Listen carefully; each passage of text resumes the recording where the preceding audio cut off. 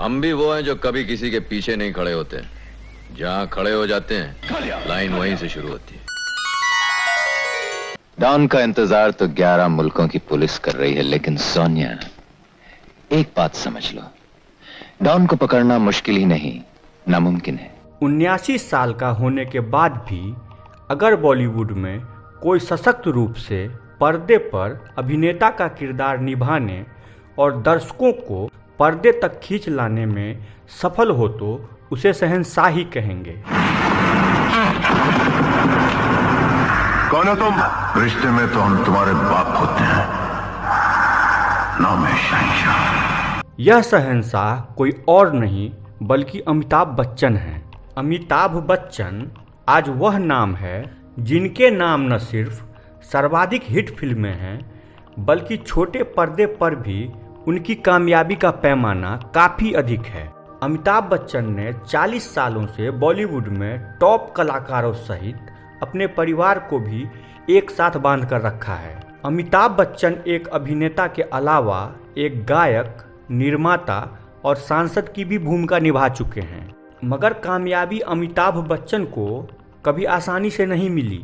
अपने शुरुआती दौर में अमिताभ बच्चन ने काफ़ी संघर्ष किया था।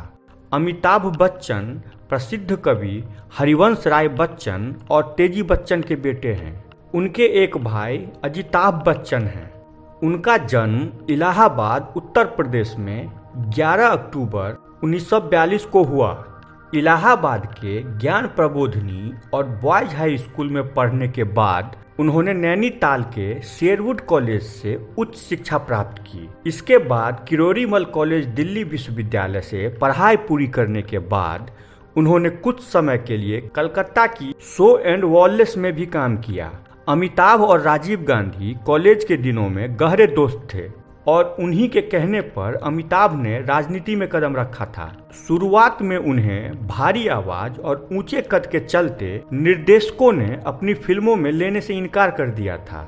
हालांकि उनकी भारी आवाज को पृष्ठभूमि में इस्तेमाल किया गया और उन्हें रेडियो में भी काम मिला। अमिताभ ने अपने फिल्मी कैरियर की शुरुआत 1969 में 7 हिंदुस्तानी से की। फिल्म कुछ खास कमाल नहीं कर पाई, पर अमिताभ को राष्ट्रीय पुरस्कार से सम्मानित किया गया। इस फिल्म के बाद उनके सितारे गर्दिश में जाते दिखे। 1971 में उन्होंने उस समय के सुपरस्टार राजेश खन्ना के साथ आनंद में काम किया। हालांकि फिल्म में राजेश खन्ना के होने की वजह से अमिताभ का किरदार दबा हुआ रहा, पर उन्हें फिल्म फेयर सह कलाकार का पुरस्कार जरूर मिला। उसके बाद जो असफलता का दौर आया वो अमिताभ बच्चन के लिए बेहद खराब था। 17 फिल्में करने के बाद भी अमिताभ बच्चन एक बड़ी सफलता के इंतजार में थे। इसी समय 1973 में प्रकाश मेहरा ने उन्हें जंजीर फिल्म में काम करने का अवसर दिया। अमिताभ को यह किरदार प्राण के कहने पे मिला और यह फिल्म उस समय की एक सफल फिल्म बन गई। इस फिल्म में उन्हें एंग्री यंग मैन का नाम मिला। जल्द ही वह बॉलीवुड के शीर्ष कलाकारों में से एक हो गए। इसके बाद आई दीवार, शोले, त्रिशूल, मुकद्दर का सिकंदर, काला पत्थर और शक्ति जैसी सफल फिल्मों में भी उन्होंने एंग्री यंग मैन की ही भूमिका निभाई। हालांकि चुपके चुपके और कभी कभी जैसी फिल्मों में अमिताभ बच्चन की बहुमुखी प्रतिभा भी दिखी। 1978 में आई फिल्म डॉन ने अमिताभ बच्चन को बॉलीवुड का बादशाह बना दिया।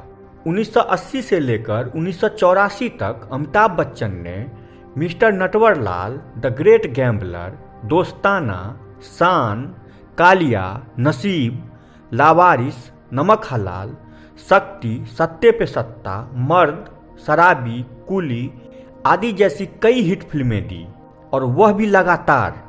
आलम यह था कि अमिताभ इस दौर की जिस भी फिल्म में नजर आते दर्शक उसे देखने सिनेमा घर के बाहर लाइन लगा देते। इसी दौर में अमिताभ का नाम जुड़ा अभिनेत्री रेखा के साथ। अमिताभ और रेखा के जोड़ी का जादू लोगों के सिर पर पूरे शबाब के साथ चढ़ता था। दोनों ने जिस भी फिल्म में एक साथ काम किया वह हिट रही, लेकिन दोनों की बढ़ती नजदीकियों ने अमिताभ की बसी बसाई गृहस्थी पर आंच लगा दी थी। नतीजतन अमिताभ ने आखिरी बार रेखा के साथ कभी कभी में काम किया और इसके बाद कभी दोनों किसी सार्वजनिक मंच पर एक साथ नहीं आए। 1982 में आई उनकी फिल्म कूली में एक स्टंट करते हुए उन्हें चोट लग गई थी। उन्हें फिल्म बीच में ही छोड़कर अस्पताल में भर्ती होना पड़ा। उस समय अमिताभ के प्रशंसकों के बीच आलम यह था कि अस्पताल के बाहर घंटों उनके जल्दी स्वस्थ होने की दुआएं देने के लिए लोगों का हुजूम लगा रहता था।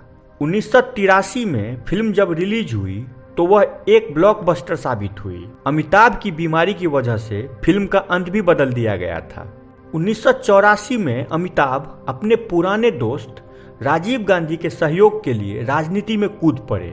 उन्होंने इलाहाबाद लोकसभा सीट से उत्तर प्रदेश के पूर्व मुख्यमंत्री श्री बहुगुणा को आम चुनाव के इतिहास में 68.2% के मार्जिन से विजय दर्ज करते हुए चुनाव में हराया था। हालांकि इनका राजनीतिक कैरियर कुछ अवधि के लिए ही था। 3 साल बाद इन्होंने अपनी राजनीतिक अवधि को पूरा किए बिना त्याग पत्र दे दिया। इस त्याग पत्र के पीछे इनके भाई का बोफोर्स विवाद में अखबार में नाम आना था और इस मामले में अमिताभ बच्चन को दोषी नहीं पाया गया। 1988 में अमिताभ बच्चन की एक्शन पैक्ड फिल्म शहंशाह रिलीज हुई, जिसे लोगों ने पसंद किया, पर फिल्म देखकर यह साफ हो गया अब अमिताभ बच्चन में वह जादू नहीं रहा जो पहले हुआ करता था। अमिताभ ने 1996 में निर्देशन के क्षेत्र में भी हाथ आजमाया, लेकिन कई कारणों से उनकी होम प्रोडक्शन कंपनी ABCL का दिवाला निकल गया और अमिताभ पर आर्थिक संकट छाने लगे। जीवन में एक बार ऐसा दौर आया जब मैं बैंकरप्ट हो गया। मेरी बनाई हुई कंपनी घाटे में चली गई, करोड़ों का कर्जा चढ़ गया, मेरा व्यक्तिगत बैंक बैलेंस 0 यानी शून्य हो गया। तेरे मेरे सपने, मृत्युदाता और मेजर साहब जैसी फिल्मों ने ABCL का बैंड बजा डाला। ABCL 1997 में बेंगलोर में आयोजित 1996 की मिस वर्ल्ड सौंदर्य प्रतियोगिता का प्रमुख आयोजक था और इसके खराब प्रबंधन के चलते इसे करोड़ों का नुकसान हुआ, जिसमें अमिताभ बच्चन सड़क पे आ गए। हालत बद से बदतर होते देर न लगी और अपनी शोहरत वापस पाने के लिए अमिताभ बच्चन ने दोबारा संघर्ष शुरू किया। टीवी पर छोटे मोटे विज्ञापन में भी उन्होंने दिल से काम करना शुरू किया और फिर एक बार लक्ष्मी उनके दरवाजे पे आ खड़ी हुई। साल 2000 में कौन बनेगा करोड़पति में अपने आप को एक सफल एंकर के तौर पर उन्होंने प्रस्तुत किया। शो बिजनेस का पुराना दस्तूर है, यहाँ जो चलता है खूब चलता है, अगर कभी रुक या ठहर जाता है तो फिर उसे कोई नहीं पूछता। अमिताभ बच्चन इस बात को बखूबी जानते थे। अमिताभ बच्चन के कैरियर में ऐसा दौर भी आया जब अमिताभ बच्चन के नाम से फिल्म इंडस्ट्री को एलर्जी हो गई थी, लेकिन मोहब्बतें और कौन बनेगा करोड़पति के बाद वह फिर केंद्र में आ गए। सफल फिल्मों में अपने अभिनय से वह आज भी हमारा मनोरंजन कर रहे हैं। उम्मीद है अमिताभ बच्चन आगे भी यूं ही दर्शकों का मनोरंजन करते रहेंगे। अगर आपको वीडियो अच्छा लगा हो तो चैनल को लाइक, शेयर और सब्सक्राइब जरूर करें। धन्यवाद। जय महादेव।